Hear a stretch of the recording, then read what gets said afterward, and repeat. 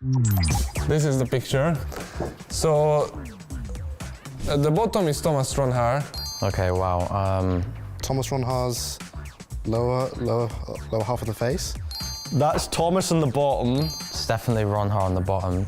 Thomas Ronhaar. Thomas Ronhaar, definitely. Oh, that is definitely Thomas's beard that I noticed. It's Thomas Ronhaar because of his little beard he has going on. The eyes. Tom Malley? No? Okay, now this is a problem. Barry Bowerman. Is that Ulas? The eyes. Okay, so that is Ulas. Oh, it's Ulas. The middle, I think, is Ulash Azildarim. I think that's Ulas's eyes. Ulas Azildirim? Yeah. Okay, and the top, it's a McLaren style of hair for me. Is it though? Or Brandon Lee. But the hair, it gives me Spanish vibes. I'm not sure which one though. Could it be Alvaro? Ruben? Alvaro? Is that Alvaro's hair? That gives me Brendan Lee vibes on the hair. Brendan's hair? Maybe Alvaro then? Pedrenia's hair. The hair is actually difficult because it could be me last year or even Isma. Ah, close enough. Isma. Yeah. I really don't know who it is. Ismail Fassi. Isma?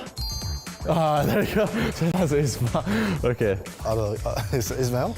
Yeah, the other Spanish guy.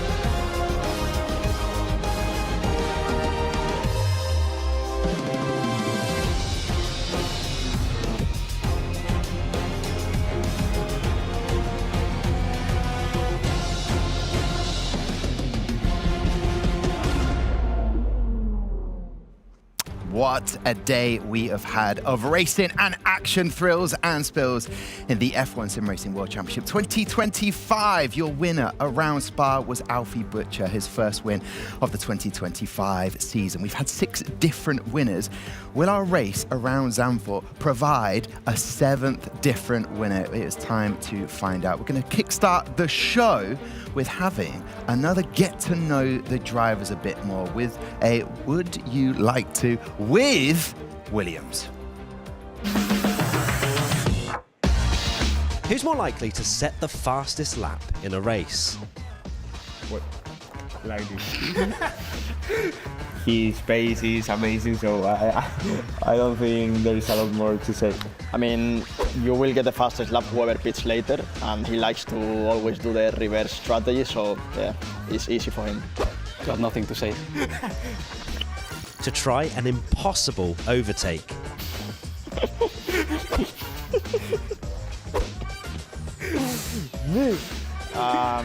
If I speak, I'm in big trouble. You've seen many things in test races, you know, you got experience. Neglect to practice before a big race. Well, forget in general. Yeah, Isma. It is what it is, man.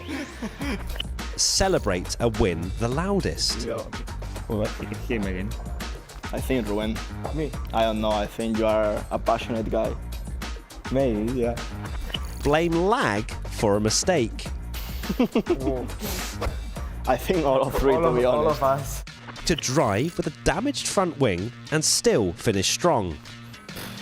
That's a tough question. To be honest, last year I actually finished P6 in Mexico with a damaged wing. And I even double overtake in the main straight, so you know, race like crazy obviously, but you still need to try to finish in the points. So. Give helpful advice to teammates.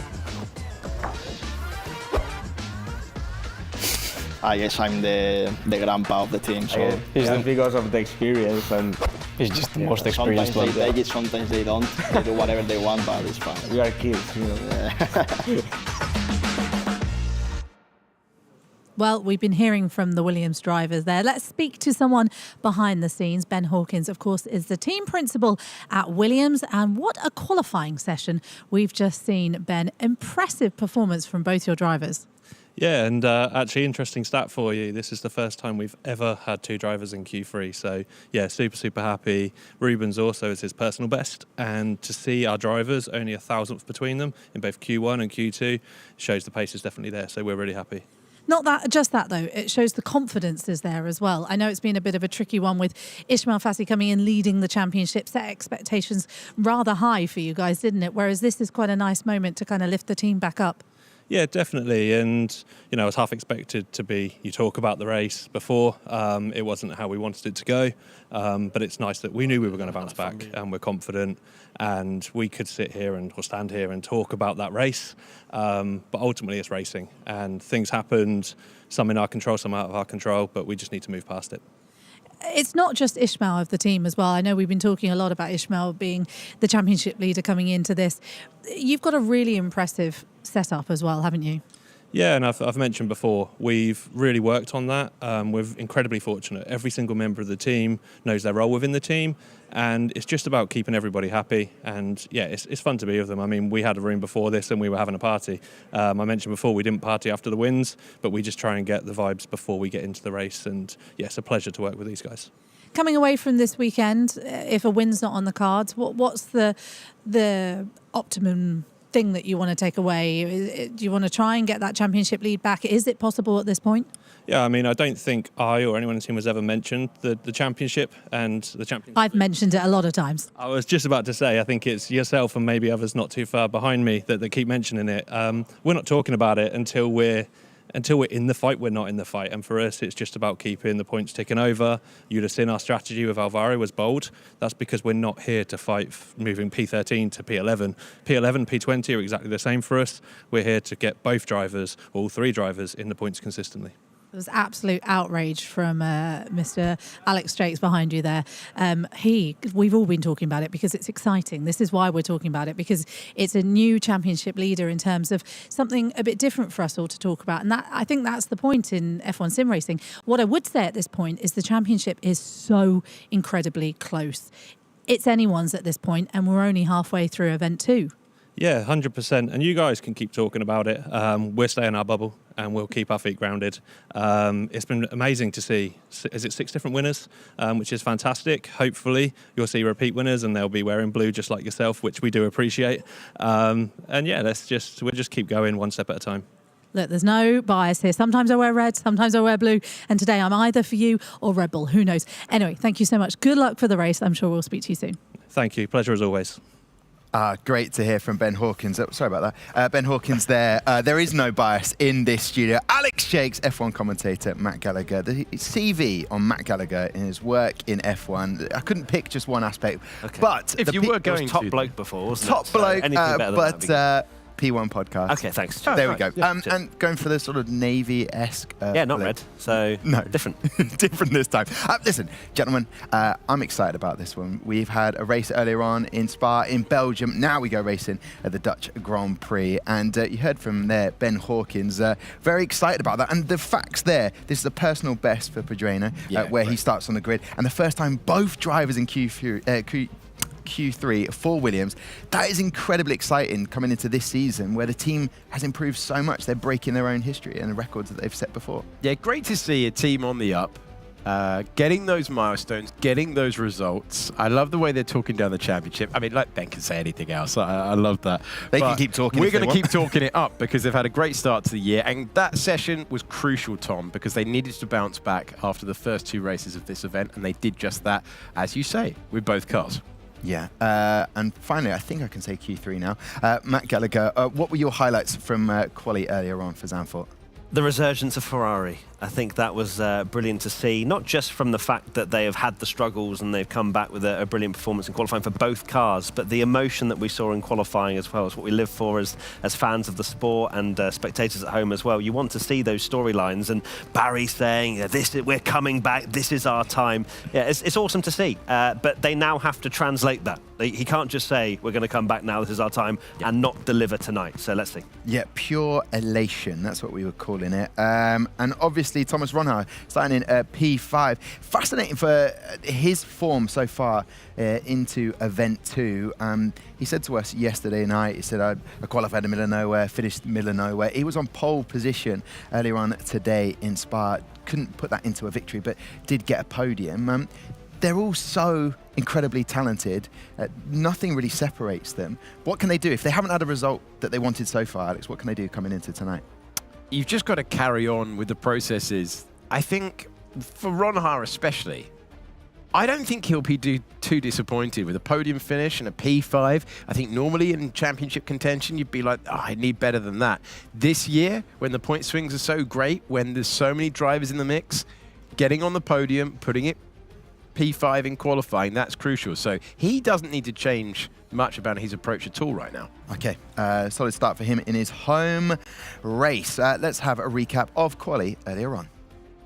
Jarno Opmeer, championship leader, out in Q1. Williams are back and both Mercedes are out. We are in Q3, that's all that matters, okay? And the pace is finally. Half the season, Baba in alt, I don't know what is it, alt, delete, alt F4. Now we are back. The season is starting for now.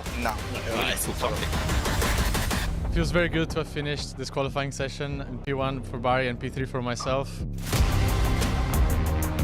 We haven't been in the top 5 together since the start of the season. Very good feeling to be back where we belong. Just like last year, we were very competitive and we proved to have kept this advantage this year again. Hopefully the race this year will go more as planned, but we're in a very good position. The Williams are right next to us in P2 and P4, so it's going to be a fight between us two. Let's see who's going to come out on top. Barry Barrowman over the line. We saw him cut the beam and he's been joined by his teammate. Are we going to see a response from the Williams pair? Fassi gets to the front row. What's Thomas doing? Thomas, before?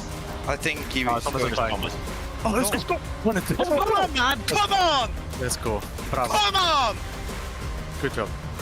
Let's go P1, P3. This is the race we coming back from. Come on. This is the race they're coming back. Great to see those team comms from the two Ferrari drivers.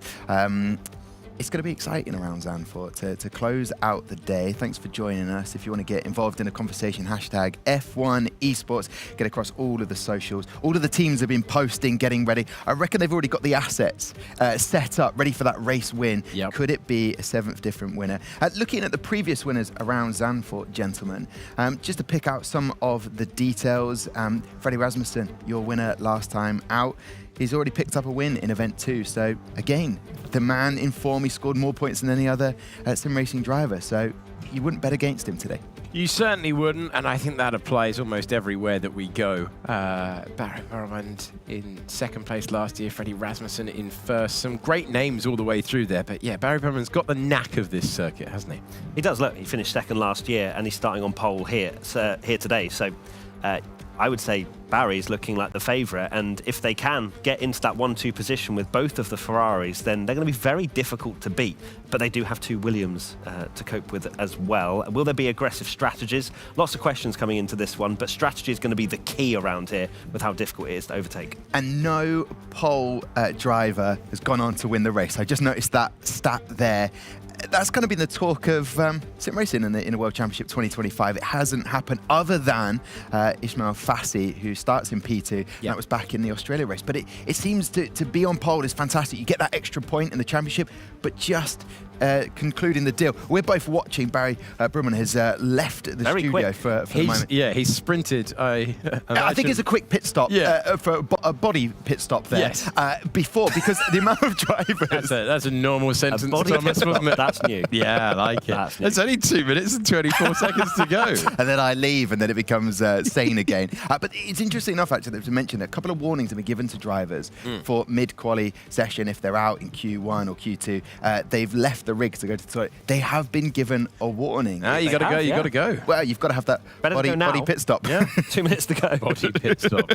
Man, Let's leave that in the past. Yeah, we'll edit that out later, right? We're not live, are we? Let's look at the tyres. I wouldn't put you on the spot, Matt, but let's throw Marcel Kiefer under here. Marcel Kiefer's strategy corner. So they will start on the hards then. Yeah, hards, if we're probably judging inters. How accurate we were for Spa. Earlier. Yes.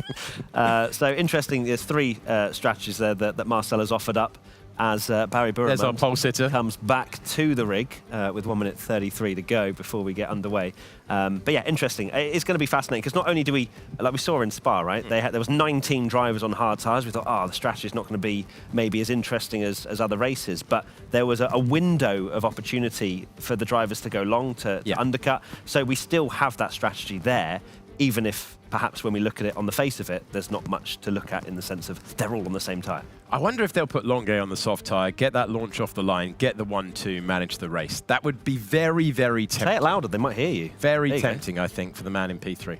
All right, gentlemen, this is Zandvoort. I'm really looking forward to this race. I'm going to leave the desk so it gets a bit sane, or to be honest with you, after all of the races we have, there's not been a sane moment, to be honest with you. Enjoy this one. Matt Gallagher, Alex Jakes. See you in a bit. Thank you very much, Tom Deacon. Let's take you to trackside pictures then as we see the final race of the day.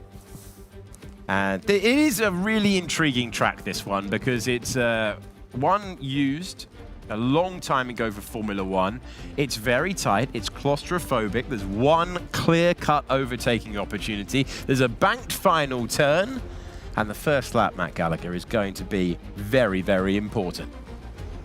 So let's look at the back row of the grid. I'd thrown to you, not expecting that to turn up as quickly. But I left you some air there. Yeah, I enjoyed it. Thank you, sir. Declan Barrett, Fab Donoso, back row of the grid. Then it's a champions row, but towards the back of the field with Brendan Lee and Jarno Opmeer. Next up, Shanaka Clay. And a shock, given his form so far, with Pookie in 15th. Next up, Lucas Blakely is next to Joni Tormala. Alpine driver finds himself behind Tom Manley and Jake Benham. Both Mercedes were out, Constructor Championship leaders in Q2. Thomas Gao in 10th and then Josh Idu in 9th. Freddie Rasmussen finds himself in 8th position. Otis Lawrence in 7th.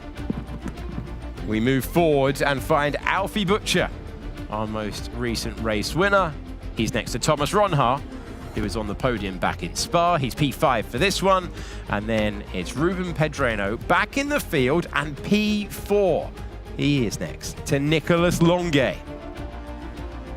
Next up, Ismail Fassi in 2nd place, missed out by thousandths of a second to Barry Borremund, who was elated to find his way to the very front of the field. The Zandvoort circuit, Matt Gallagher, 1 grid ago, I was talking to you about the first lap, and it's going to be intense. It is going to be intense. Very important, I think, for Ferrari to maintain that advantage into lap 1. Of course, with Barry Borremund on pole position, Ismail Fassi alongside him. Fassi straight back to contention after having a difficult couple of races, difficult couple of qualifying sessions as well, with the dynamic, changeable weather that we had. From what I can see, we're not getting any rain just yet from the angles that I'm looking at. No, it looks overcast, but it doesn't look any more than that. Drivers right now selecting their strategies that they will have agreed with their team. That's what you can see them doing on the steering wheel, toggling for what they're going to go. Are you going to start on the medium? Are you going to start on the soft? Either way, not long to find out now. It is time to go racing to turn number 1 in Zandvoort. Perfect launch off the line for Barry Burman, who hangs on to it and trying to make it a Ferrari 1-2. This is so important for the race. Can he get there? He's going to have an opportunity if he's feeling brave. He's going to go around the outside, which becomes the inside line. Ferrari 1-2 with Barry Burman leading. Exactly the getaway the Scuderia wanted. Barry Burman did the exact right thing there. Did you see how he just slowed up a little bit, knowing that Fassi was directly behind him, which allowed Longue to go round the outside. Otmir's got a penalty already for gaining a position. I wonder if there's going to be some arguments with the stewards there. But what a move from Ferrari, from Burman in the lead, to just put Fassi on the back foot ever so slightly. It's a Ferrari 1-2. Great tactics, well executed, crucial move for Ferrari. They are 1 and 2. Barry Burman trying to become our first repeat winner of the year. And then it's Longue. Ismail Fassi is in 3rd position, dropping that place. He's got his teammate directly behind him. So Williams still have strategic options, but this is a different type of race to anyone that we've seen so far this year. Out of the banked turn 14 corner. Ronhaar maintained 5th. Butcher maintained 6th. Fassi's trying to come back. It was close as they go over the line. It's really close as they go over the line. Can he get the place back? Big effort now to get to the inside. Elbows out. He does not want to give the place up. There's no opportunity, though, into Hugenholz. Tries the up and under. And are we going to see them go side by side at huge speed? It's not just 2nd place on the line. This could be for the win later on. Does he take the tactics away? By the time we get to turn 7, Longue holds on. Fassi looking massively racy at the moment. He knows that 3rd position is not good enough at this stage of the race. He wants to be in between the Ferraris, unsettle them, don't let them get into their rhythm. So Fassi looking very quick indeed. We can see the position indicators. You've said rain. I'm going to go and have a look. Oh my goodness me. I've seen that there is some rain forecast. Light rain into storm later on in this race. We're not going to see the dry tyres for long. My word, well, that changes things completely. These two teams that were desperate for dry qualifying because they both felt that they'd made a step forward from event 1 to event 2. It was wet for Silverstone qualifying. It was wet for Spa qualifying. Bone dry for quali. And now, here comes the rain again to completely change the complexion of this race. Light rain falls around the circuit. It's going to get heavier. It is Nicolas Longue in 2nd place. He got ahead of Ismail Fassi. That's the story of the first 3 laps. But this could be chaos. Do you go early to the tyres? Alfie Butcher's gone to the tyres. Ronhaar's gone for the tyres. If they've called it right, it could give them the race lead. Yeah, look at the amount of drivers that have come into the pits from Ronhaar down. So 12th position down. They've all blinked already to go into the pits. We've seen some speeding in the pit lane penalties coming up for the likes of Shanaka Clay and Istvan Pukki. Whether that will stay, we'll have to wait and see. But for now, a lot of drivers have picked up penalties, perhaps quite chaotic coming into the pits at the start of this race. I'm hearing some drivers not particularly happy behind me. There's some exclamation going on right now in the studio because we've got plenty of drivers trying to fight in these wet, dry, mixed conditions. But it's intermediate tyres on the drivers. You can see that's why Declan Barrett has climbed up. Here's a replay of the start, but there's plenty coming into the pit lane right now with conditions worsening is the sentence I'm trying to say. Yeah, well, I was pointing at you, Alex, so I'm sorry for that. But it's only because I think the reason we're hearing exclaiming behind, I think, with the Ferraris is look at the race restart, is that, yes, they've qualified so well, both Williams and Ferrari, but they can't pit on the same lap. Yep. So one of them from both teams are going to have to carry on. Longue, remember last year in this position, had heartbreak with the intermediate tyres. Again, has to stay out for another lap. So I think it was actually him that we heard in our ears. Look, he's sliding around on the soft tyres. This is so tough. Further back, only 2 have soft tyres left on the car. The rest are on intermediates. Thomas Ronhaar is all over the back of Barry Burman. And that synchronized swimming at the start, 2 Ferraris and 2 Williams, it's expired right now. Pedreno had to be sent round again. Longue had to be sent round again. And it's going to cost them massively. Let's give you the order. You can see that Ronhaar's got the experience on the tyres. He went there 1 lap early. You've got Fassi directly behind him. He's come out of the pits between Ronha and Butcher. Manley is next, and then it is Pookie. Penalty next to his name at the moment. They'll argue it afterwards. Heading down to the turn 11-12 chicane. No way through at the moment, but Barry Burramund is driving on his mirrors. The top two will be the last two cars to change from soft to inter.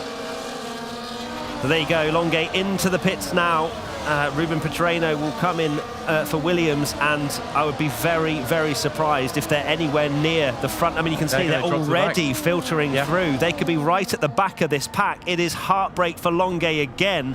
Let's see where he filters out. But yeah, Longay, you can see tumbling down the order. That is absolutely devastating for Ferrari and for Nicolas Longay. So Brendan Lee's had a moment. I think Brendan Lee's made a mistake out there, but that is a really tough moment for Nicolas Longay, and he finds himself in 16th, hitting the steering wheel with frustration we could hear in the background. Barry Burramund had the race lead, took pole position, was given priority by Ferrari. The big winner of that sequence, Thomas Ronha, boldly went early for the intermediate tyres, fired them up, made it work, and he's got the jump from 5th off the line to 2nd in this race. So we're looking at Nicolas Longay there. Let's take a look at a replay. Oh my god, it's undrivable. Yeah, GG, I'm done. GG, I'm done, says Nicolas Longay there. So he knew the minute that he couldn't come into the pits the same time as Barry that it was going to screw over his race. So we were celebrating Ferrari and Williams' performances in qualifying, but it's hit them both so hard. They're 16th and 17th, Longay and Pedreno. It is devastating for them because that is just a terrible stroke of luck. Yeah, it really is. The timing and how you react to the conditions, the story of qualifying. Who's going to the inside there? That looks like Tom Manley making a move. And the Racing Bulls driver has been on the front foot all the way through. That's him making a place on Jake Benham as the drivers have to adapt again to wet conditions, this time in the race. You can see some drivers have gained massively in this part of the race. Lap 6 of 36, we're running on board with Tom Manley. But you look at Shanaka Clay, currently running with a 5-second penalty. He's up 8. Pookie's up 6. Otmir's up 7. Manley's up 6 as well. 4 for Benham. So there's been some huge gains out there as we see side-by-side action. Lucas Blakely going wheel-to-wheel with Joni Tormala there, struggling for traction. He's been side-by-side with Joni Tormala, corner after corner, rubbing the logo off his tyre right now. Tries to get the traction under braking. He's going to try and be last of the late breakers, risking it, risking his front wing right now. They say rubbing is racing, but they're taking that really literally for a very long time. He's unable to get the traction at the moment. Both of them are operating ahead of Otis Lawrence, who's P12 right now. Half the field came in very, very early on for the intermediate tyre. And a good run off the corner for Otis Lawrence, who's going to try and out-drag the McLaren to turn number 1 and does so to take the place. We'll talk about Barry Burramund. He is absolutely flying out there. 1.3 seconds clear of Thomas Ronha in 2nd place. Fassi following close behind, 4/10 further back. But Barry Burramund in these conditions is excelling out there. Yeah, he really is back at the front and very comfortable with that position at the moment. It's worth saying, these storm conditions means the rain intensity is going to increase as we go. That's our information, isn't it? It is. So, as a result, you're going to have to try and judge it. There's no need to be a hero at the moment with the track position as it is for Barry Burramund. So motivated to turn things round after Spa. And Thomas Ronha knows he's collecting good points for the championship as well. So I wouldn't expect Ronha to be gung-ho trying to take the lead there. Shmuel Fassi knows that Ronha is a championship contender, and the championship leader coming into this race was Jarno Otmir. Jarno Otmir, who started this one in 17th, finds himself up to P9. Got a 5-second penalty next to his name. It is worth saying the teams do have the right of appeal afterwards, so those penalties are always provisional, and then sometimes after the race we can get penalties removed, or of course penalties applied. On board with Jake Benham in the Mercedes, trying to keep this run going, finishing on the podium when he's entered the championship. It's not entirely gone to plan for him with this sequence of intermediate tyres, but the driver's going to have to make a difference now. because unless it gets so wet out there that we have to go to the full wet tyre, we are done with the stops and the pit stop sequence happening far earlier than expected. Yeah, so Benham behind Manley and Butcher at the moment. Butcher has no answer for the top three. He's 2.6 seconds behind Fassi. These are massive gaps in F1 sim racing standards. And it is very much an Alfie Butcher train at the moment. You can see all the cars behind. There's a lunge further back there. That is Nicolas Longuet and Tamas Gal. Longuet incredibly frustrated with how this race has unfolded for him. He currently has the fastest lap of the race, but will not get a point if he finishes 14th. He's just behind Freddie Rasmussen, who's having quite a quiet race as well. This is not the battle for the lead, despite the massive train of cars. This is, in fact, for 4th place.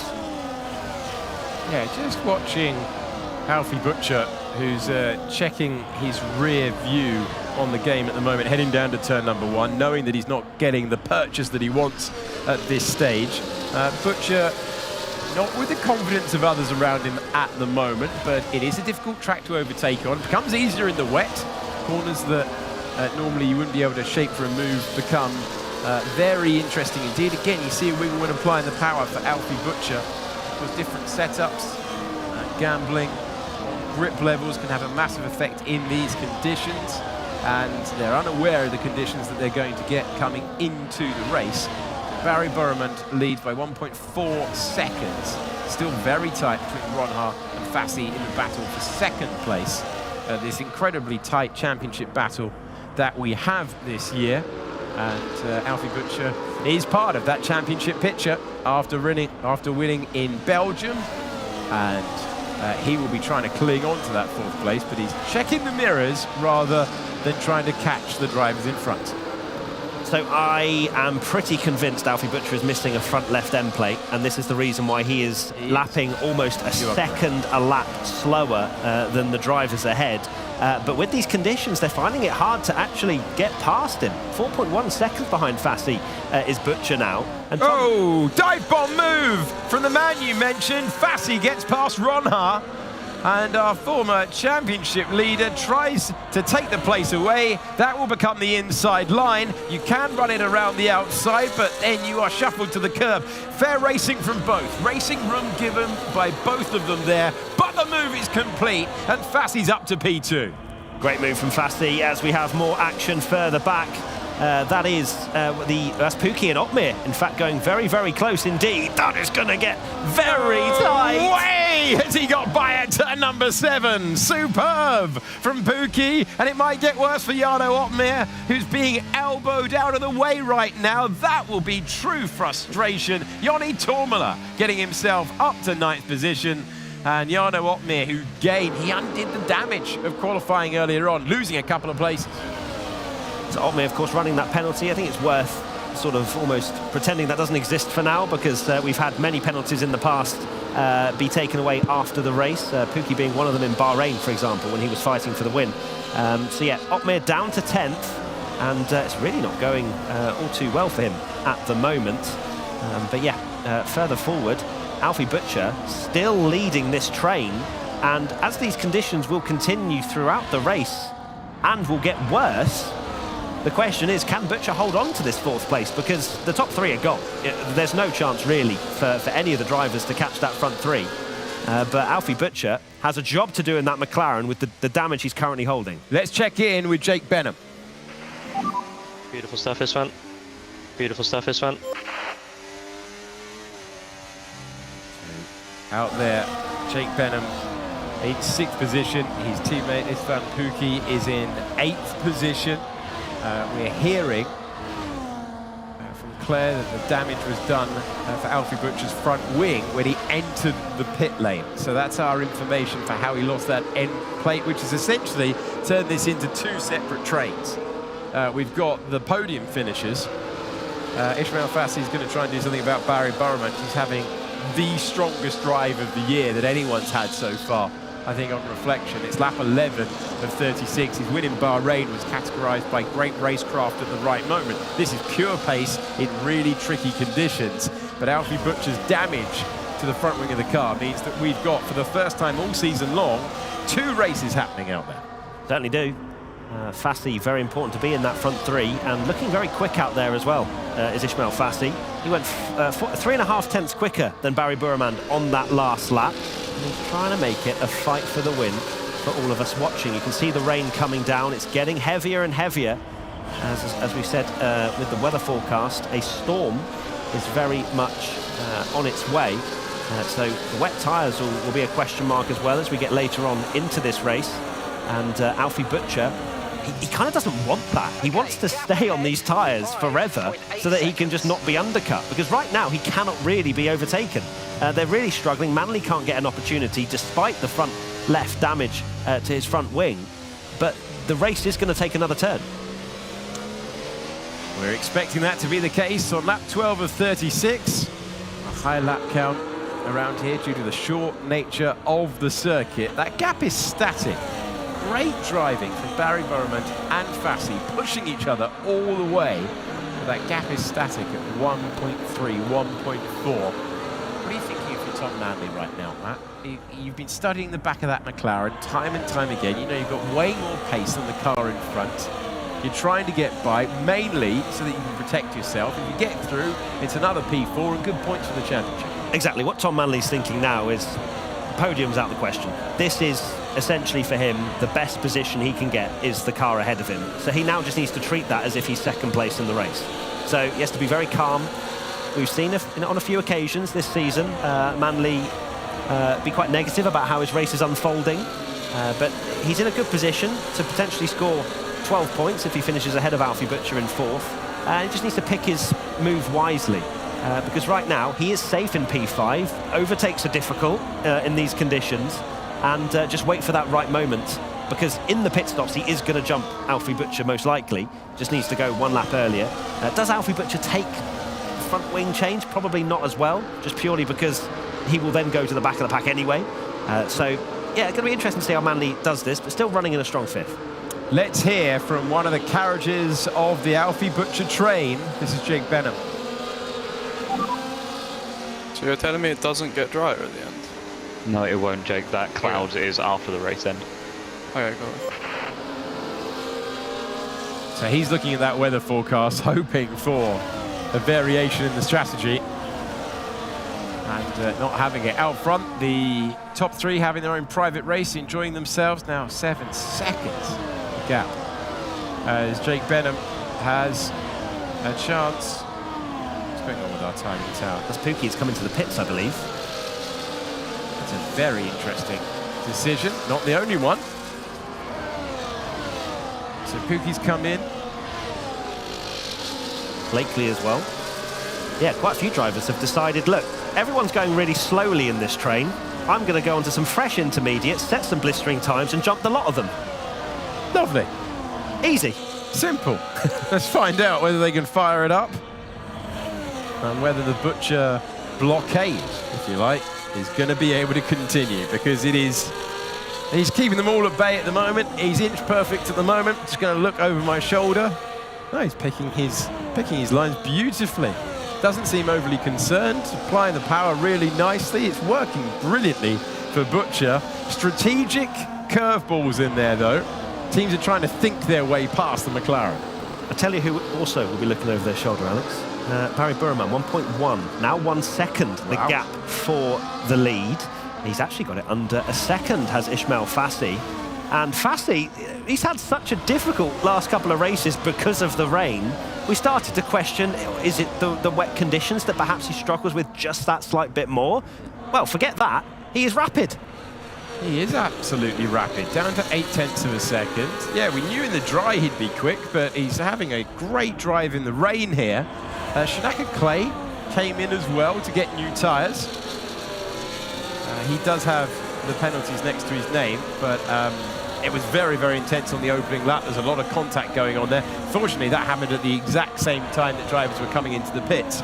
So we had a lot to tell you about. Oh, nearly being nudged through the corner there. Cheeky stuff from Jake Benham, trying to get Butcher out of the way. Benham recognises that everybody's pitting behind him, so this is going to cost him a few track positions, and he is trying to find that opportunity to get through on Butcher. He puts a nose to the inside. That is risky stuff for his front wing.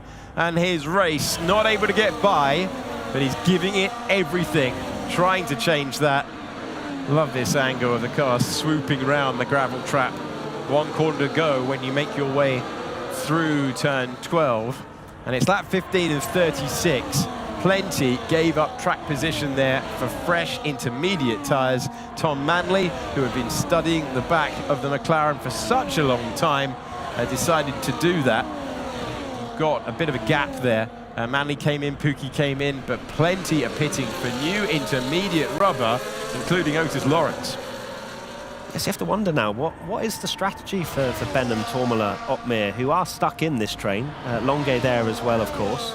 Are they going longer, hoping for the conditions to change? They basically reduce their pit stop? I'm kind of wondering at this point, because track position is key. Alfie Butcher has displayed that with the sense that he can't get overtaken and he's got a damaged front wing. So different strategies at play here, and the Alfie Butcher train in some ways is helping his teammate Lucas Blakely come back into this, because Blakely was one of the first ones to blink onto another fresh set of intermediates, and he'll be going a lot quicker than his teammate still running in 4th. So yeah, this is going to be a really interesting one with 20 laps to go.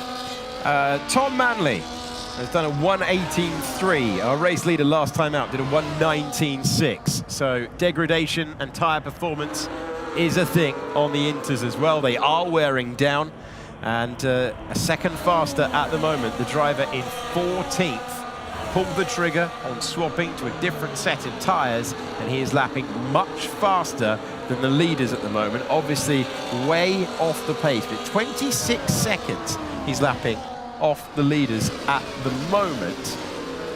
Very narrow pit lane for the drivers to negotiate. Fassi has got the gap down to half a second. Okay, so we've got one of the drivers shouting, "What are you doing?" So there's some action going on out there once again. Some of the drivers feeling quite tense in these difficult conditions. Feels tense in here, doesn't it? Yeah, it's a different atmosphere to what we've experienced before. Drivers getting frustrated with each other out there. And yeah, we haven't seen it on screen, but hopefully we get some clarification of what's going on out there. They're going to have to respond eventually to the pace that Tom Manley is showing. He's on an 18.1. Good lap last time around from Barry Burman. They've basically got the hurry up at the front of the field because of Manley's pace. The gap between Tom Manley and Barry Burman in the lead is 26 seconds. And you're looking at our race leader. Let's check in with Barry Burman once again. Formerly of McLaren, now of Ferrari. He's got a Williams directly behind him. Ferrari versus Williams, recalling great battles of the 90s in Formula One. And in 2025, the Sim Racing World Championship, we've got Burman with track position, absolutely key when it comes to Zandvoort circuit, in the wet, in the dry. And the drivers who are now continuing to push into that gap. Manley's got 8 seconds to the next car here in clear air to put together his best performance. He's now into the 1:17s, but last time around, Barry Burman only 0.3 of a second slower. But this is the man that they'll all be watching and what he can do. Certainly out of the pits, you're still getting that benefit of fresher rubber. Yeah, but you can see at the onboard, the rain is coming down more and more. So let's keep an eye on the lap times and whether they start to slow down once again. But Manley's on a charge, doing something different to try and jump the Alfie Butcher damaged train that we've currently got out there, as Benham, I believe, has got through. Yes. And so has Tormala as well. Alfie Butcher shuffled back. We're going to go to turn 11. Benham, then Tormala, then Alfie Butcher's superb defence comes to an end. And he did so well for so long, but there's an inevitability when you damage your front wing in a field that is so close that you're just not going to be able to hang on, and his chances of points are going to evaporate now. Crucial for the likes of Benham and Tormala for their race. They can now put down the pace that they know they can do. Longuet is through on Butcher as well, so is Otmir. I wonder if Butcher's actually come into the pits here with how much he's falling down. You would imagine so. Let's hear from the 4th place man, Jake Benham.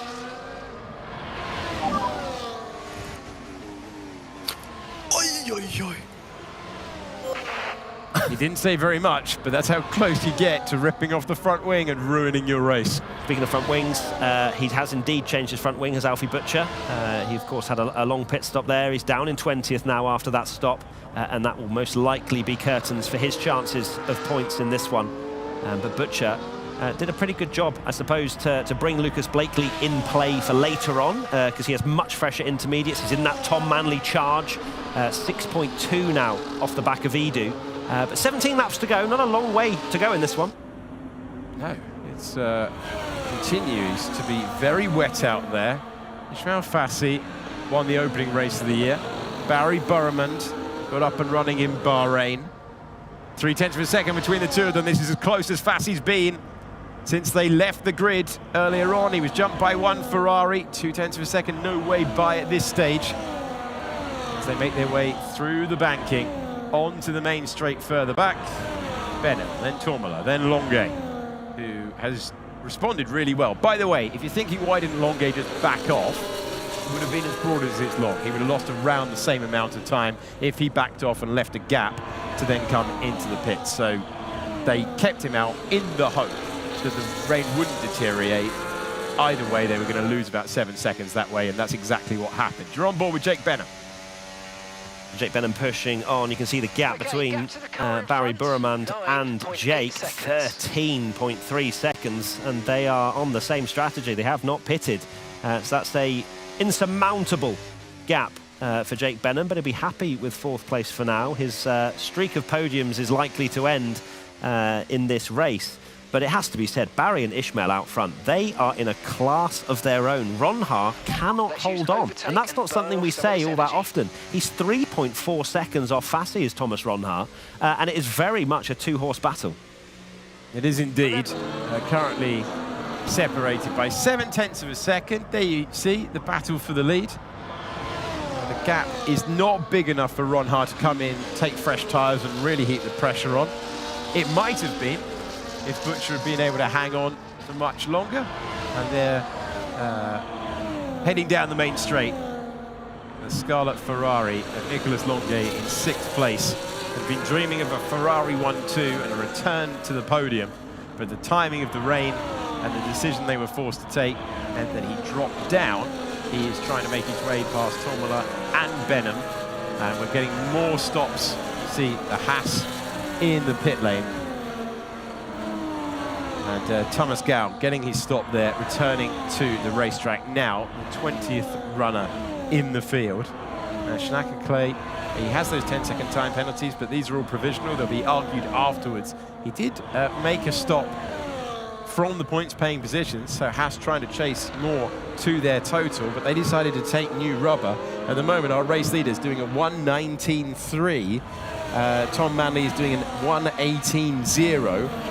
The gap is not coming down fast enough to pressurize the drivers into a stop, and now Manley's already in that pit stop window, so they've elected to just take it further and further and hope they've got some rubber by the end of the race. Yeah, Manley flying out there, 1.8 seconds behind Edu now, and you have to say he's going to make light work of the drivers that have not stopped, that he's in close proximity with, as we see a change there as Benham, I believe, has come into the pits.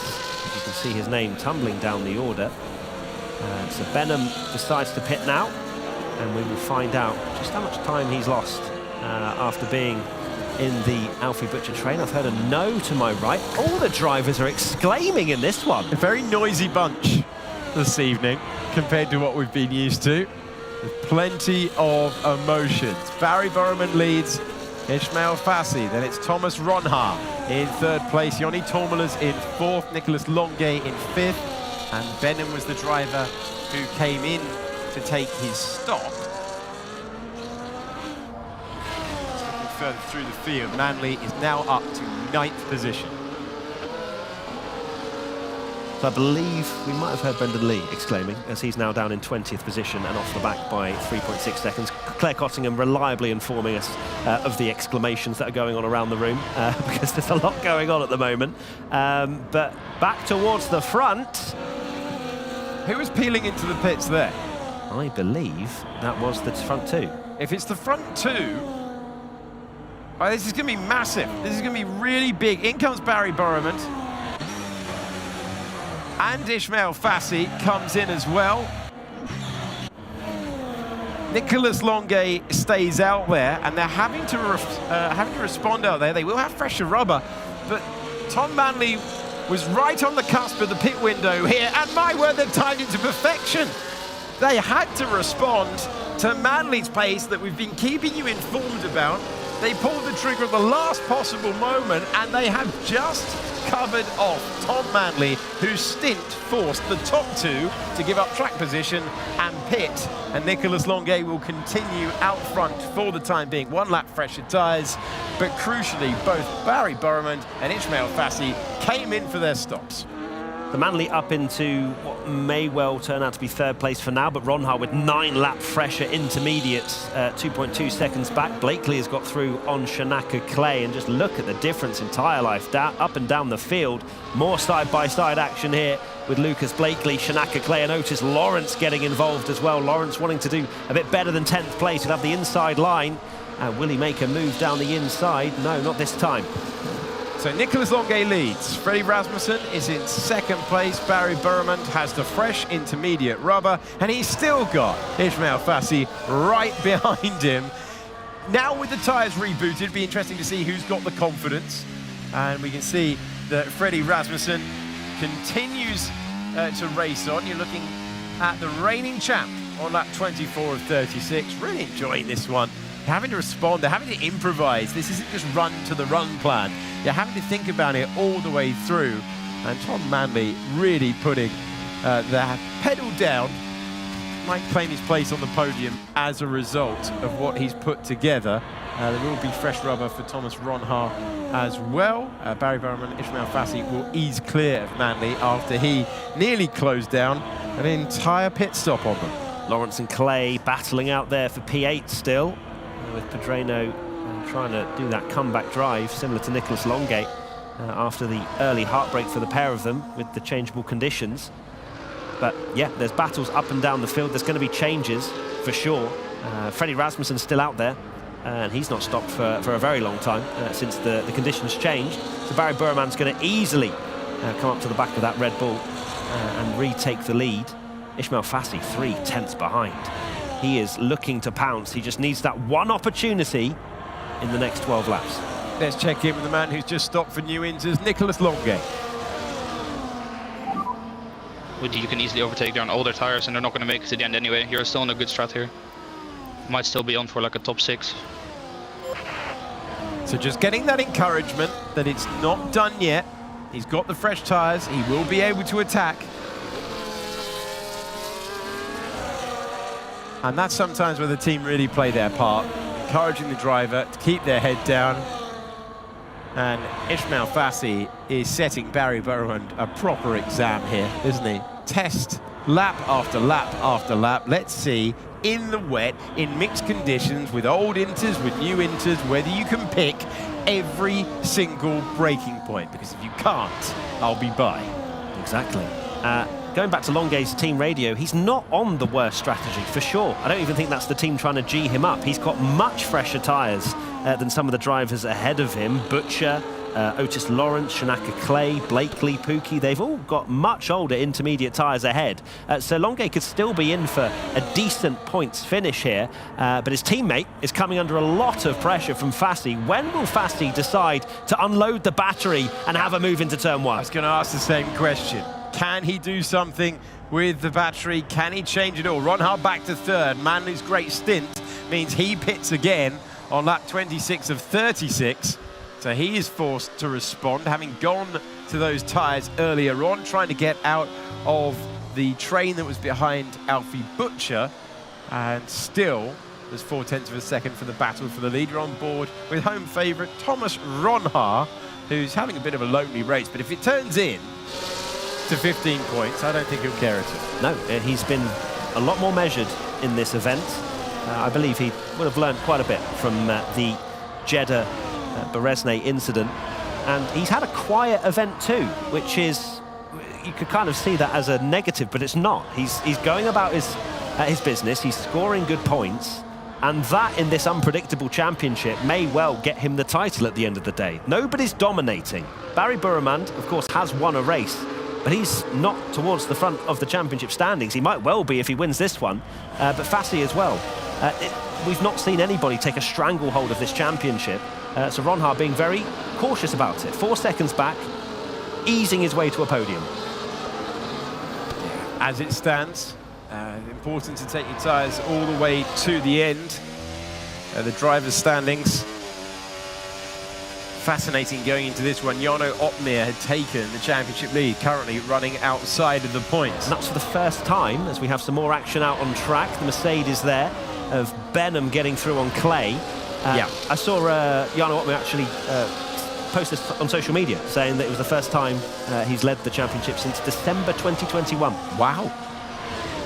Long time between drinks for Jarno Opmeer. The disappointing thing for him is it's going to be for one race as it stands, because Ismail Fassi is about to retake the championship lead with the second place that he's about to score. Barry Burman's about to launch himself into championship contention as well by adding 25 points to his tally. If he can stay there, I think Fassi's got something to say about that. I think he will have something to say about that, but you've got to weigh it up here.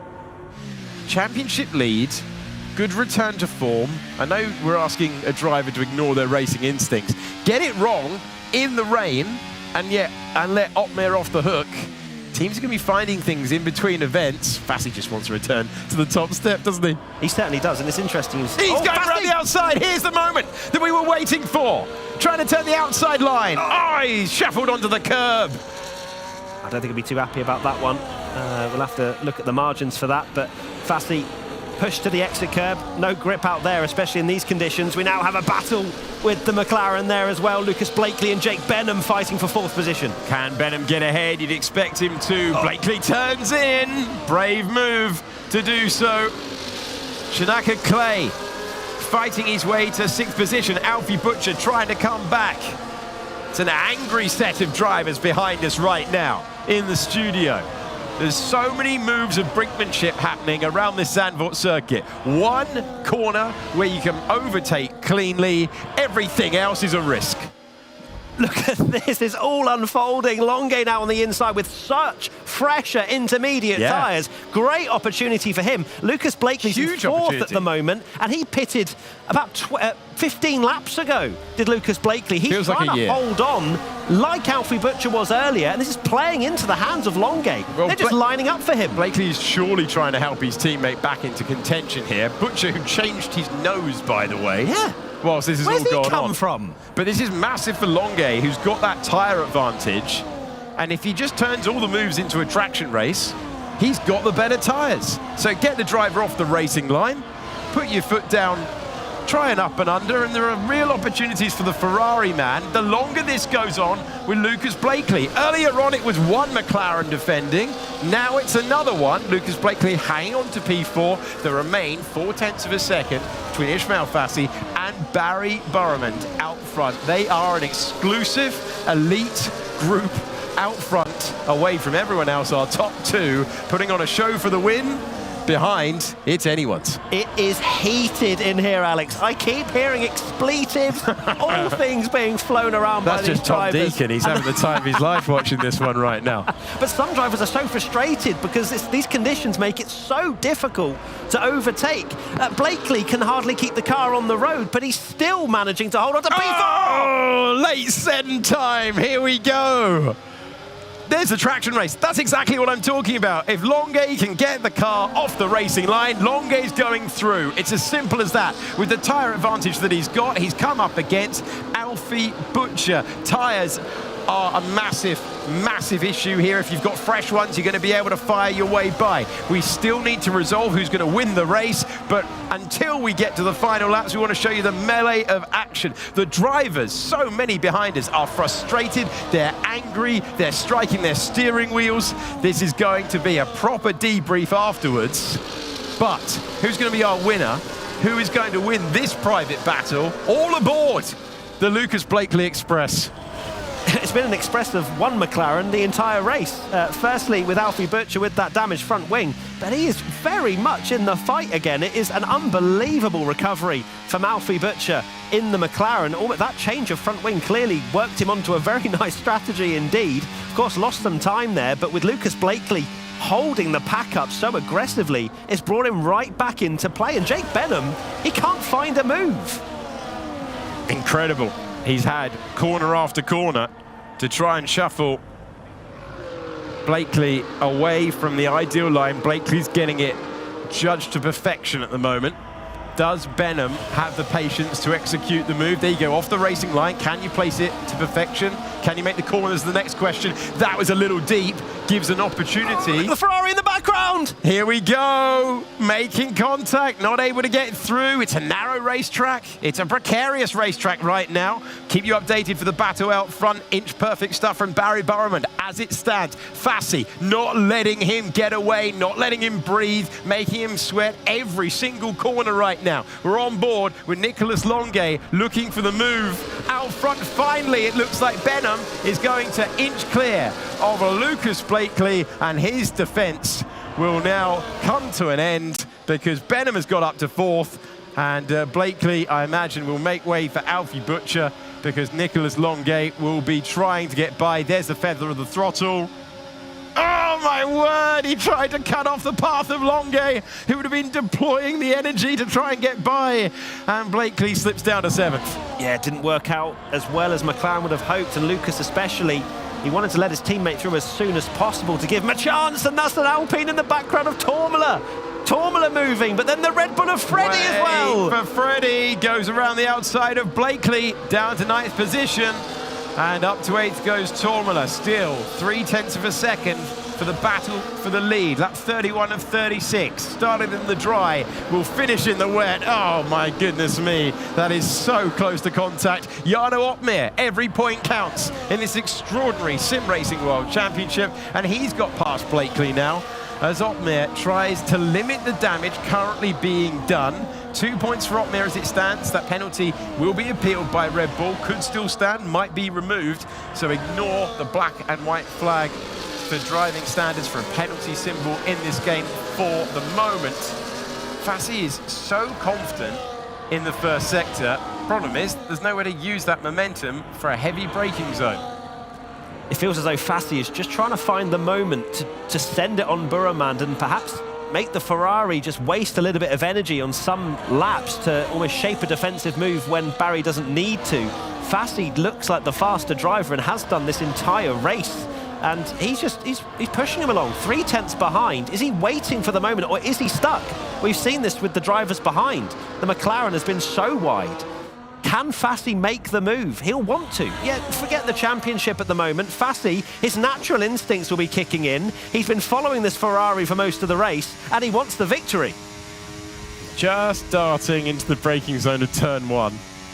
Just trying to get Burman to move away from the racing line. Just trying to create something in the mind of his rival.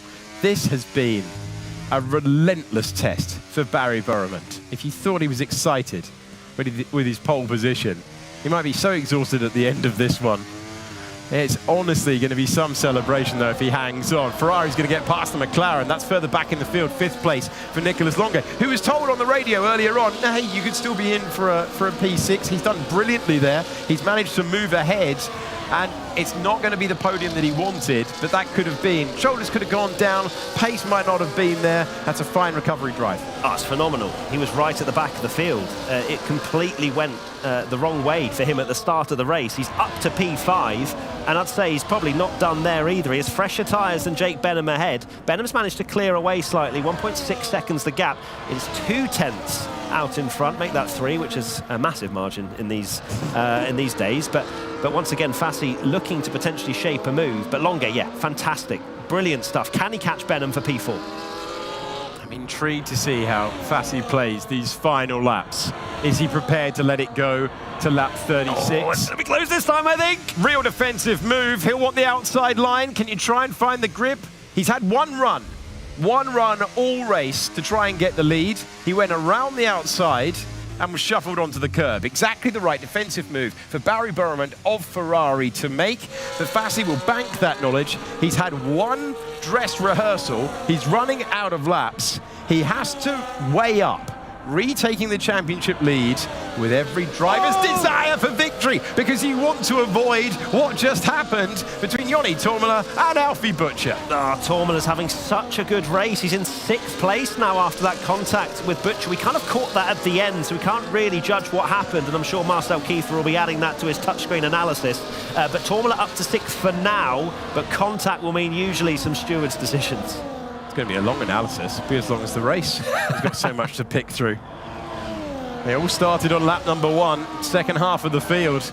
Got together, on board, about to go on to the penultimate lap. Surely he will be very, very punchy on the 35th lap, because he'll get one opportunity after this. There is one clear overtaking chance around this racetrack, and we're heading to it right now. Deployment is being used. You can see the battery draining for Fassi. Does he shape for the move into turn 1? He's not close enough. For the win! A late lunge!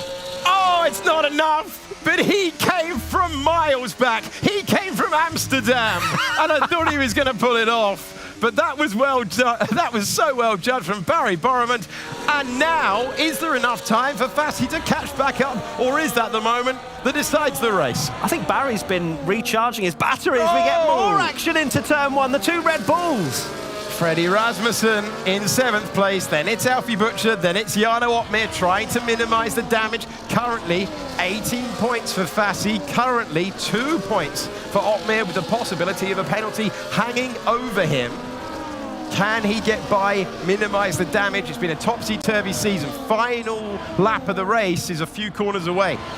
I was trying to say, before we had more action, was that Barry Burman, I think he's been saving some battery over these last few laps, because Thomas Ronhaar has entered himself into the equation, 1.4 seconds back. He was 4 or 5 seconds away, maybe 5-6 laps ago. So Barry Burman, I can only imagine, is trying to just save up that energy for the final couple of laps. Fassi knows this and just went for a dive bomb move into turn 1, but he's close enough as we enter the final lap. We're on to the final lap of the race. Is that the moment? Was the penultimate lap the move that decided things? Barry Burman running his own race to his own pace, and now it's going to have to be something inventive. It's going to have to be something extraordinary if Fassi's going to deny Burman the honour of becoming the first repeat winner of the year.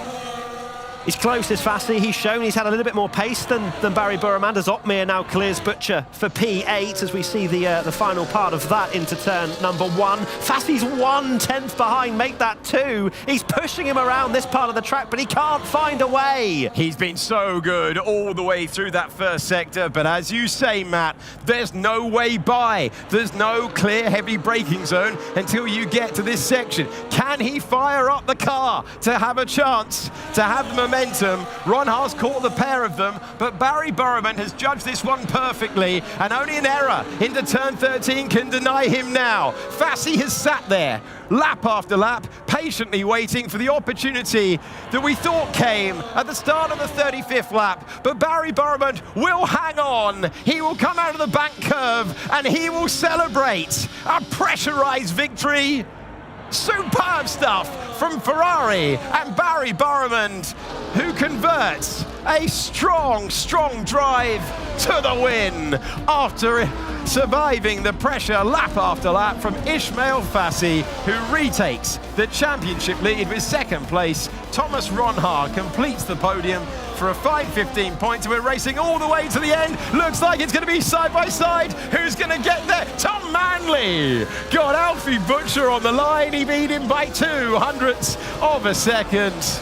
And still exclaiming in the background is our winner. Barry Burman back on top. He's our first repeat winner of the year. Outside of the podium, Jake Benham was 4th, Nicolas Longuet a fighting 5th. Look, he's only 0.7 of a second away. Then it was Joni Tormela for his best result of 2025. Freddie Rasmussen was in 7th. Tom Manley won a drag race because the race hadn't had enough drag. And then Alfie Butcher completed our and Thomas Gal, don't forget him. And Thomas Gal, come on down and take 10th place. More action. It's 2025 sim racing. Did you expect anything else? Great instincts from the Ferrari man to survive the pressure. What a drive. The mental strength from Barry Burramand was unbelievable. He had pressure throughout the entire Grand Prix from Ismail Fassi. He has the weight of Ferrari on his shoulders. He knows that he hasn't had the championship so far that he would have wanted, bar the victory in Bahrain. And this brings Barry and Ferrari back into contention, Tom Deacon. Take a breath. Matt Gallagher, Alex Jakes, fantastic from you. Thoroughly entertaining. When I got a name check at one point saying, I do apologise for Tom Deacon, there's probably the expletives. I absolutely loved that race as we watch Shanaka Clay and Istvan Pugic, two drivers not enjoying that race. It had so much going on.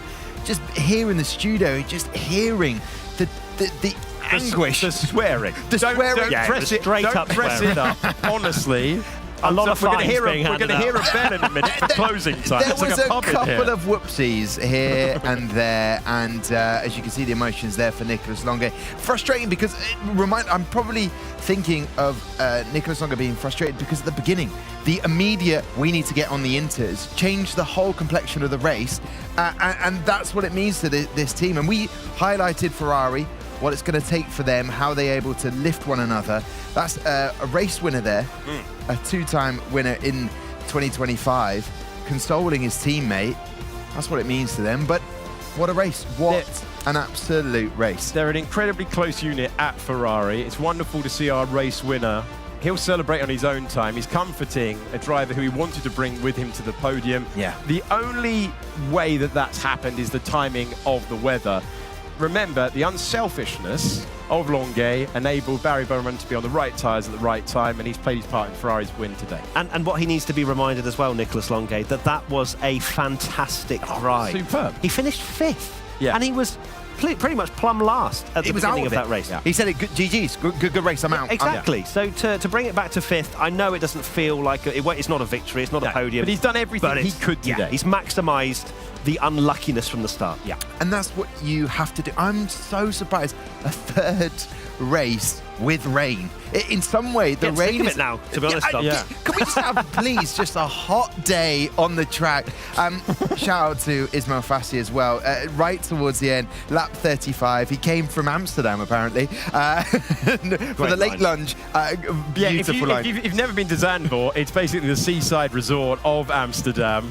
It's a few miles away. It's about 20 minutes on the train, and that is how far he came back. But that's what it felt like. He pulled out. It was like, oh, he's not close enough, and then he let the brake off, very Max Verstappen style, at the Dutch rounds. It was just extraordinary. You think, has he got enough grip? Not enough grip. And as you mentioned, Matt, Barry having enough battery there just to take him home. Ronha back in the mix as well. Could have gone any way. And I kept looking at the other drivers thinking, who could possibly come in here and make it 7 different winners in a row? But that trend is ended now. And shout out to Thomas Gow as well, picking up a point for Haas. We heard from him in quali, and that makes it 2 for the team now. Yeah. We are going to have a chat with Claire Cottingham and your third place driver, Mr. Thomas Ronha. We blinded Thomas Ronha. It's very dark in here when the racing is actually happening, and that light, you were quite shocked by it. Congratulations, another podium. Yep. How are you feeling? You said to me just a moment ago you maximised that race. Just talk me through what you mean.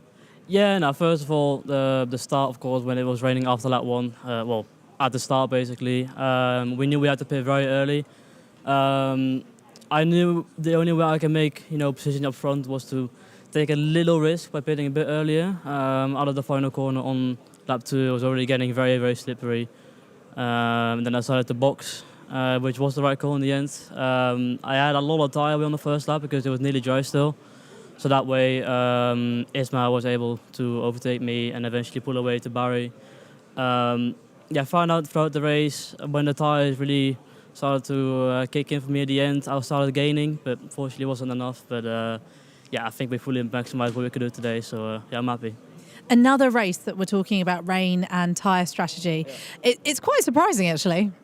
It happened 3 times in a row now, so can't wait for doing something tomorrow. But like I said, anything can happen in these races. Like you saw with Alfie, unfortunately getting damaged in the pit lane. It is very slippery on those slick tyres, so I took it very carefully. Nearly sped myself, but then even getting hit by 2 cars behind was like, oh, Didn't expect it, but yeah, turned out to be fine and made the right call and got P3. I was going to say another amazing call from the team. You mentioned the great call last time. Brendan, I think your teammate got caught up in something and unfortunately fell to the end. Do you know what quite happened with Brendan? Or we only heard a noise. I heard the noise as well, but I don't know what happened. We'll ask Brendan. Don't worry. For you though, does this feel like a bit of a turnaround in your championship? Absolutely. Now today I got P3 twice, so that obviously shows the consistency is there, the pace is there, and yeah, looking forward to what the race tomorrow obviously brings for me. But I think I'm quite confident for that track. I felt like this track was actually my weakest track, unfortunately, even though it's my hometown. I wish to be quick, but yeah, like I said, I maximized today, and I think if I can keep this head tomorrow, then we're looking good.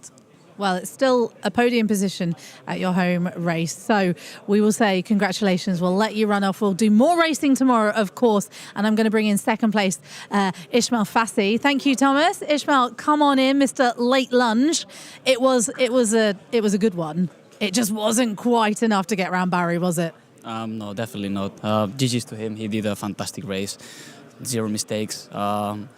Like I said to you before, my eyes are hurting a lot of being staring to the screen so many laps. I tried my best. I tried to do the same as I did with Thomas, but it was raining a lot. So once you get out of the dry line, you basically can't stop the car. I nearly went off the track, but yeah, I tried my best and I'm happy. Even though I didn't win, I'm happy with my performance. We faced 2 difficult races, scoring 0 points, so I'm happy with P2. I was going to say, obviously, we keep mentioning it, and I know we do, that you were the championship leader coming into this. It was 2 really difficult races for you. Qualifying first, it was quite difficult, and then turned into the race that was quite difficult. This does feel like a real positive step forward, though, does it? Do you feel like this could be the confidence you need for tomorrow's race? I hope so. Obviously, you don't know it. This grid is very competitive, so you cannot expect anything. But yeah, I'm just going to take this P2 and take the championship lead again. Well, exactly. You've done the maths quicker than I have. Defending as well as fighting. I think I've never seen someone be so determined to get round a car. And you said your eyes are actually physically hurting. You just never gave up, and I don't know how to put that into words, how excited we were to watch it and how it was just so exciting. Yeah, like I said, I just did my best. Couldn't get it. He defended really well. So, yeah. But you're pleased with what you did? Yeah, absolutely. Okay, we go again tomorrow. How are you feeling about tomorrow? Like I told you 2 minutes ago, we cannot expect anything, so... You're so sassy, aren't you, sometimes? I cannot say anything. This is F1 Sim Racing, so... That's fair enough. But well done. It is a second place. We are back in the championship fight. Do you feel like you're back in it? Absolutely. You never left it, did you? Well done, Ismail. It's second place for you. Thank you so much for talking to us. Thank you. Great to hear from Ismail Fassi and Thomas Ronha. Mr. Cautious getting another podium for him. He had 5 career wins, make that 6 career wins now. Barry Roman, congratulations. Tell me, how does it feel to get that car across the line? 2 wins this season. Thank you so much. I mean, I got 2 wins, but it's still not huge amount of points regarding. We had a really tough season yet, like till now, and then we got so many 0 points, so many unluckies. Like, you know, when in that weird sessions when luck is not on your side, it's always going on a bad side.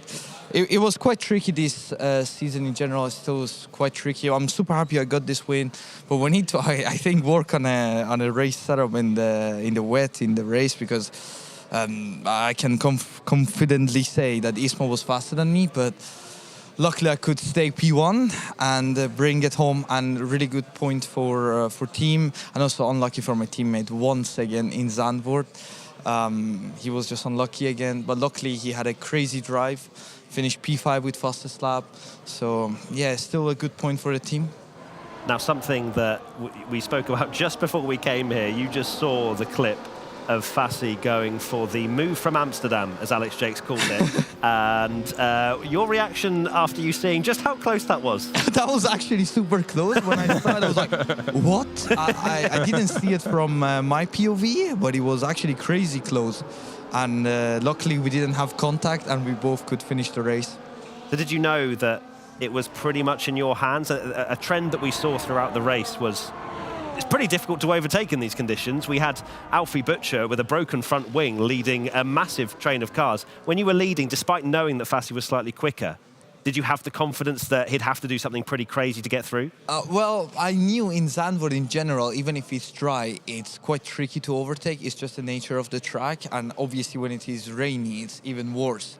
But to be honest, when I saw Isma is like so much faster than me, maybe like 3/10 per lap or something, I was like, I have to do something. I was just recharging my battery and using the whole straight till turn 1, and then again back to recharging. Maybe that a little bit compromised my pace as well, because you know from the second stint I went fully defensive. Yeah, that's what I was wondering, because Ronha was 4 or 5 seconds back. But then by the end of the race, he was right there, and I think, was that due to your recharging? Yeah, I think so as well. And obviously, I think me and Ismo had a crazy fight, and obviously you always want to like have like 60-70% going to the main straight, so you can literally use your gears till turn 1. So unluckily, I could manage to do that and bring another P1 for the team. Where does that rank? That's win number 6. Where does that rank? Because I looked over at one point expecting to see a very intense expression on your face, and you're just picking every single breaking point. Where does that rank in career wins for you? I think this one, I think the Bahrain one I will put it on P1 because it was quite tricky. I was on worse tires, and I think I managed it quite perfectly. At this one, I don't know, but it's surely in top 3 because... you know, it was quite tricky, and it was on the defensive side of the race, winning races. Had to defend probably, I don't know, 24 lap. It was quite tricky. Yeah, and in previous years we saw, before we go into the race today, finished second twice before, once in the McLaren colours, also in the Ferrari colours. Did it make it that extra sweeter for you today, Barry? Yeah, I was actually thinking about exactly the same thing when I came here. I was like, I finished P2 2 times in a row. I finally got it. Finally got the win. Obviously, yeah. Zandvoort has always been one of my good tracks, I guess. Statistic. Always got good qualies here, and obviously quali is the king here. The moment you got a good quali, you can just manage the race quite well, because the overtaking is quite tricky. Yeah, people, and we've been saying, you've had that time away from event 1 to work on things. Did you work on this much rain happening?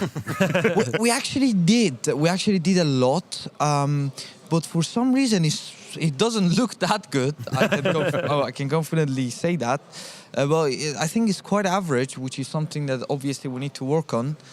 And which is like, even if you look at the qualies, Silverstone rainy, Spa rainy was quite on a bad side of my quali performance, because in Spa I believe we were quite fast, confidently. We just completely nailed the setup, ERS, everything. We were quite fast compared to everyone, and then just the rain session and completely screwed you over. But yeah, I think something that we need to work on is probably on the rain side. But then luckily the pace on event 1 wasn't the best, but on dry pace we can see we are quite confident it's fully back where we like to be. And what I'd love to know quickly, sorry Tom, obviously we saw you consoling Nicholas. We said the same thing, by the way, of like what a monster drive to get back to P5 after what happened. What did you say to him after that, and when you were consoling him?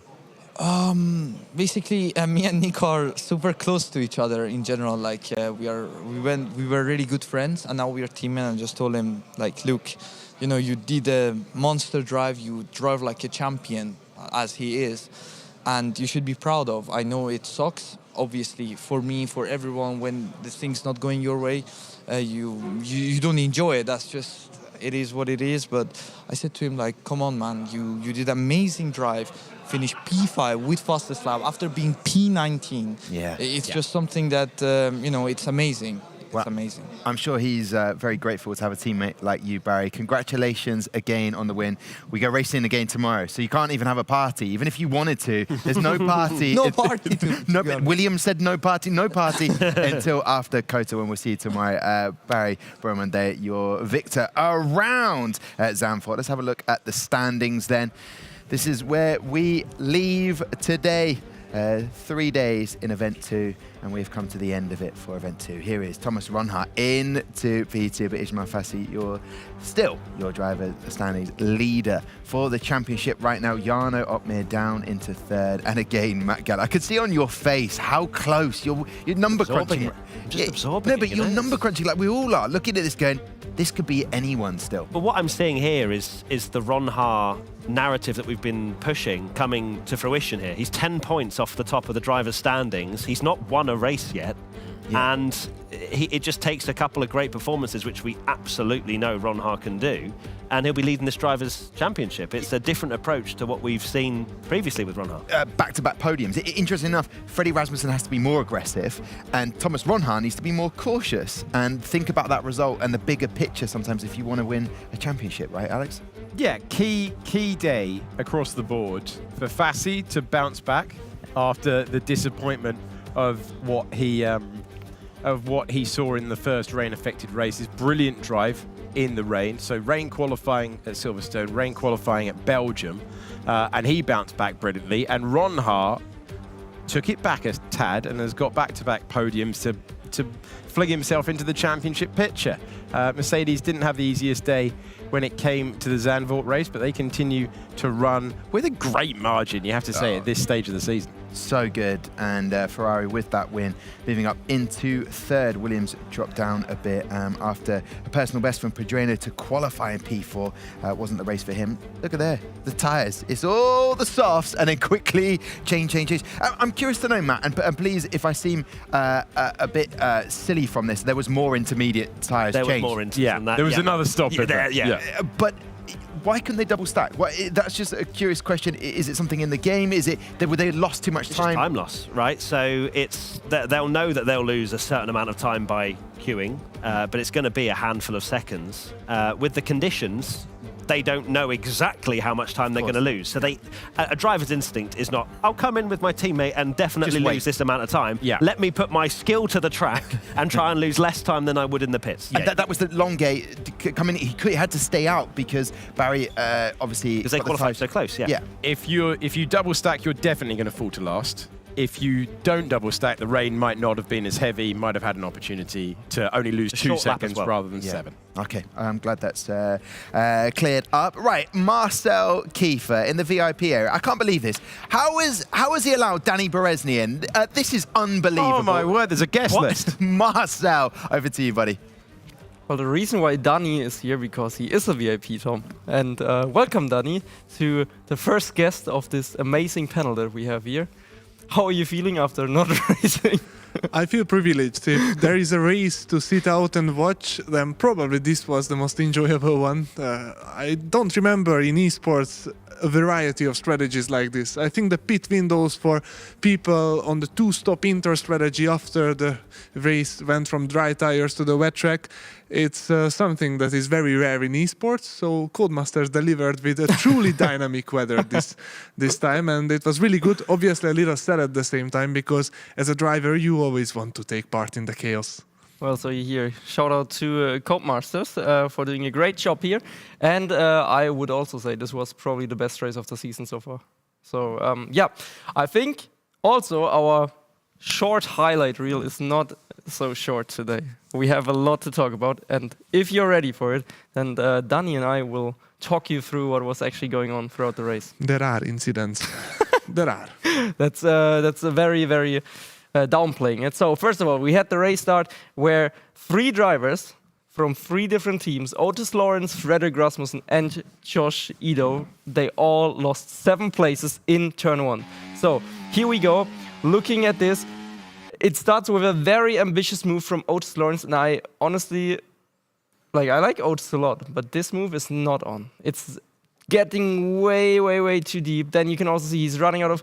I think there was every right for the McLaren to close the gap. Obviously, he could also spin out himself. But with that, Otis is going fully off the track with all wheels. And with that, he's technically unsafely rejoining onto the racetrack. And there is the contact between Frederick and Josh, and it just ends in tears. I don't know if Freddie actually lost the swing. I don't think so. But Otis and Josh and all of them lost 7 places in total. What do you think? What is your input on this little bit of racing here? Without blaming any competitors. I don't want any hate. Yeah. So I'm not the most subjective steward here, I guess, because I'm driving for a competitor team. But by the rules, you should be majorly alongside the car to deserve space on the inside during the majority of the corner entry phase, and that did not happen. And the contact was caused with Otis' front wing to the rear tires of, I think, Lucas. Wow. There Marcel highlighted it. So that's definitely not a position to deserve space. However, we never know if it was an intentional move for Otis, or maybe he misjudged his braking point and then he just tried to avoid something. And then, because the centrifugal forces try to obviously take the car to the outside line, he was a passenger from this moment. The contact model with the spinning wheels and the barge boards, they kind of stick together. I'm pretty sure Otis could have done maybe more to go more to the right. I don't think he realized there is two cars on his outside, because his steering wheel is way too straight for this kind of position. I think he did not calculate with Josh Idovu or Idovu being there, or Idu. So many ways to pronounce his name. I'm really sorry, Josh. And this is how this situation occurred. So we also have the onboard from Otis in this particular incident. So this is in full speed. I mean, technically, from his onboard, it didn't even look too rough, but he still can't slow down the car enough without, like, if he would brake even later, he would use another car to slow down. So, yeah, I don't think there's much Alfie could do.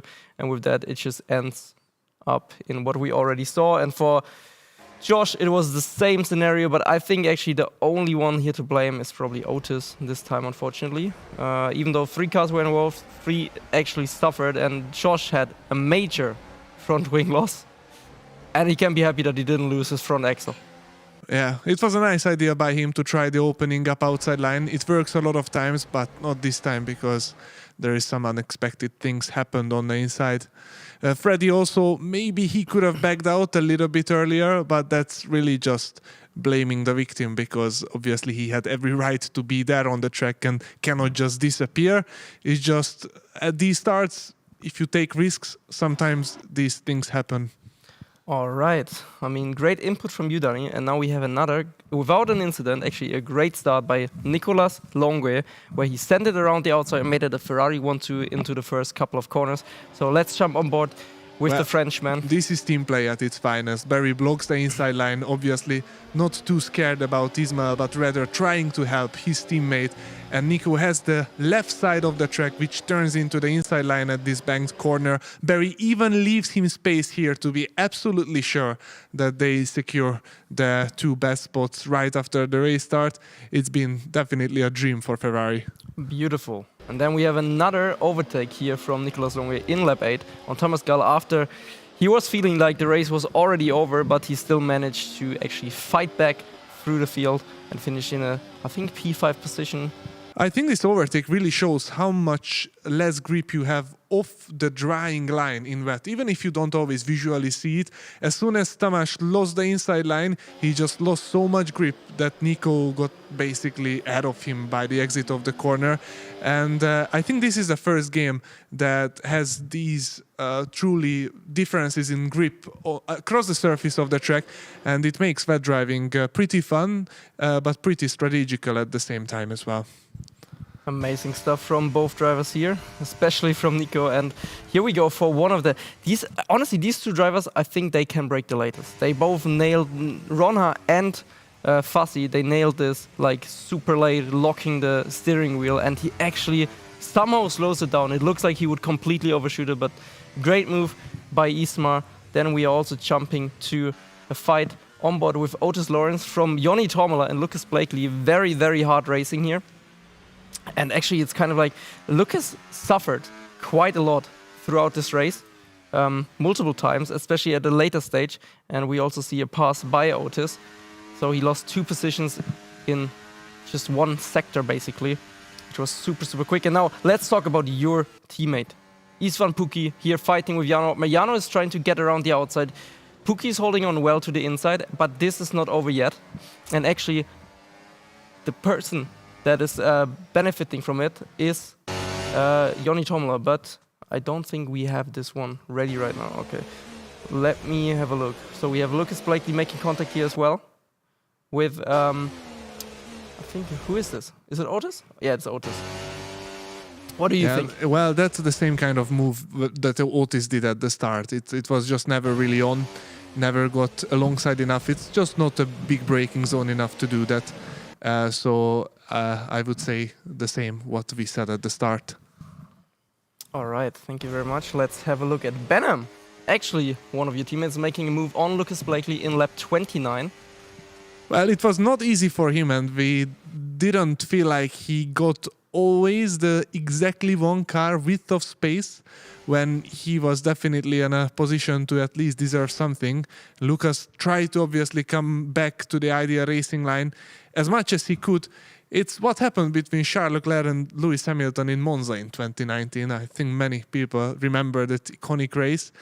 And this is always a very gray area and very hard to decide for the stewards. You know, for me at this point, it's just, I mean, Lucas is moving closer and closer towards the left.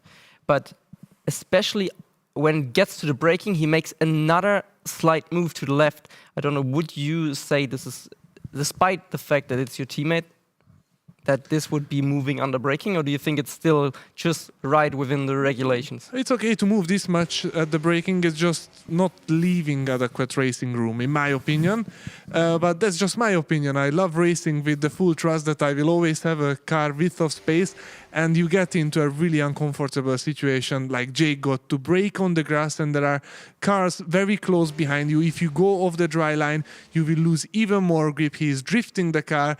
He is fantastically getting it back to a tight line. So Alfie, who is Lucas' teammate, probably Lucas did everything to help him a bit to get past Jake, try to instantly capitalize on it. Amazing analysis from you, Donny.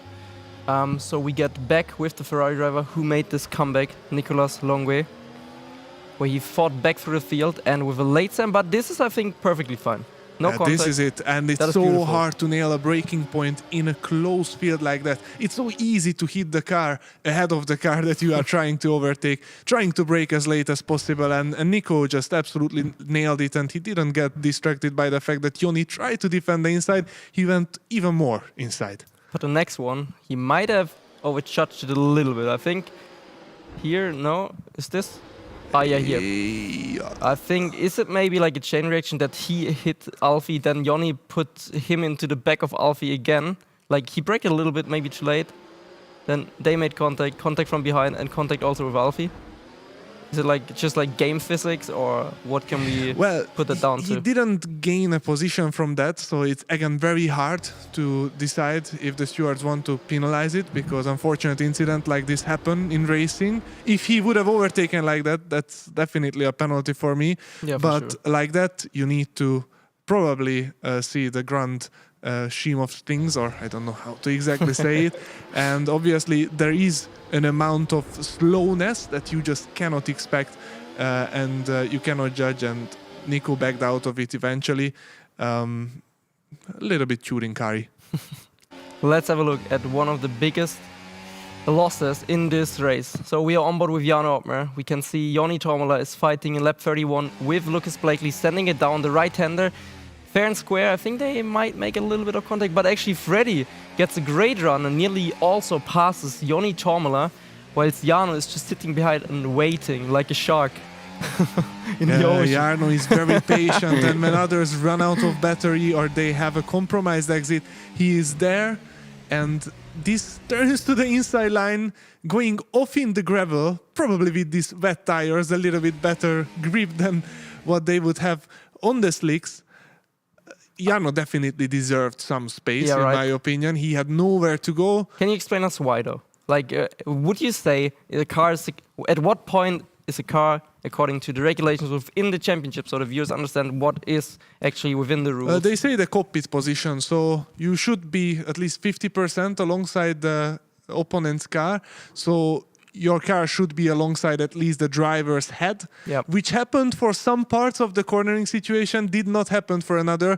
But it's also very interesting because obviously you can force some slow motion images that don't look the reality just by braking later, so you are never prepared to leave space. And then obviously you can say that I was ahead, but if you approach the corner in a way where it's controlled, then you would not be ahead. So these are the hardest situations, and I'm just a racing driver, not a steward, to decide all these. But you most of the time need to be at least 50% alongside and really pay attention the car tires and the cockpit position. All right, let's have a look at the final important moment of the race, and that is the fight for the lead. A big stand in lap 35 from Ismail Fassi. Super late, actually. I'm surprised he kept it out of the gravel. But that was... When is he braking? He's nearly braking at the dry spot now. I mean, look at his brake input. Where is it? It's right here. There we go. And, yeah, bit too late, but he didn't make it move. So, yeah, let's keep it short. This was a great race. I'm very grateful that you joined us, Donny. And great move by Ismail. You need to try to win. This is what I miss sometimes. Great move. And I miss you. All right, guys, thank you very much. We are so grateful for the analysis, Marcel Kiefer. But welcome back, day 4. We're about to go racing in Kota. I don't know if you know. That was outstanding. Yeah. And thanks to Danny Perez there as well for talking us through. I mean, look, I can't really comment too much about it because I am actually a current driver, and but look, there was a fair bit to get through, and they got through a lot. What I love about that, they could have gone on longer. Yeah. Definitely easy. They were told to wrap. So many incidents there to talk about. But that's a lovely feature. I'd love to see that on the socials. We're done, aren't we, Tom? We are. Do you want me to say we're going to chill out, relax, rest, recover, and reflect on all the action we have seen? Matt Gallagher, Alex Jakes, so good to have you as part of the team with Claire Cottin and Marcel Kiefer, and our new host as well, Danny Berezny. I'll be Deacon, your host. We'll be back tomorrow for Kota. We have the quality show starting at 1800 Central European time. Cannot wait for it. See you there. Take care. Good night. Nailed it.